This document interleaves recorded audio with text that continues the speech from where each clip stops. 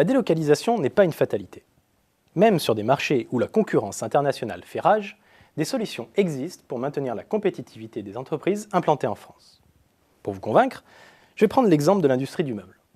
Sur ce marché, pas de doute, la concurrence étrangère, à bas coût, est grandissante et pénalise nos industriels. Ce graphique permet de l'illustrer. Il compare la part de la Pologne et de la Chine dans nos importations de meubles. Et le constat est sans appel. Aujourd'hui, près de 30% des meubles importés en France proviennent de ces deux pays, contre seulement 13% en 2004. Une tendance amplifiée par nos propres modes de consommation. Le succès des meubles entrée de gamme, portés par les grandes enseignes comme Ikea, favorise en effet les importations low cost de ces pays. Dans ce contexte, nombreux sont les industriels du meuble à avoir mis la clé sous la porte ou à faire le pari de la délocalisation. Mais certaines entreprises françaises ont pris le contre-pied de cette stratégie, et avec réussite. C'est le cas du fabricant de meubles en kit De Meyer. Ce groupe familial de 1300 salariés a bâti son succès en accroissant régulièrement le nombre de ses unités de production en France, et en les automatisant à outrance. Résultat, au fil du temps, l'appareil industriel de De Meyer est devenu le plus automatisé au monde dans son domaine. Et le coût de la main-d'œuvre, qui pesait un tiers des coûts de fabrication il y a 30 ans, est tombé à 10%, contre 65% pour la matière première.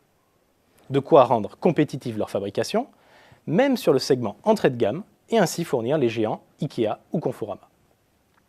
Dans cet exemple, le mot-clé à retenir est bien sûr celui de l'automatisation. Combiné à une optimisation des process de production, c'est par là que passe le salut de cette industrie. D'après le PDG de Maginsia, le leader français des meubles en métal, le prix de revient d'un meuble en Chine n'est en effet inférieur que de 20% par rapport à la France. Et la moitié de ce gain est absorbé par les coûts de transport. Reste alors à faire 10% de gain de productivité pour rendre un meuble fabriqué sur le sol français aussi compétitif qu'un produit made in China.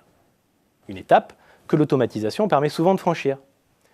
Sur son site de Guise dans l'Aisne, où Maginsia a encore investi 1,4 million d'euros en 2009 pour automatiser, la productivité a augmenté de 15% ces 4 dernières années. La leçon de cette histoire, c'est que la compétitivité n'est pas qu'une question de coût de la main-d'œuvre, contrairement à ce qu'on entend trop souvent. La logique industrielle de long terme, la proximité, l'investissement, l'innovation et la technologie, ce sont eux les remparts à la délocalisation.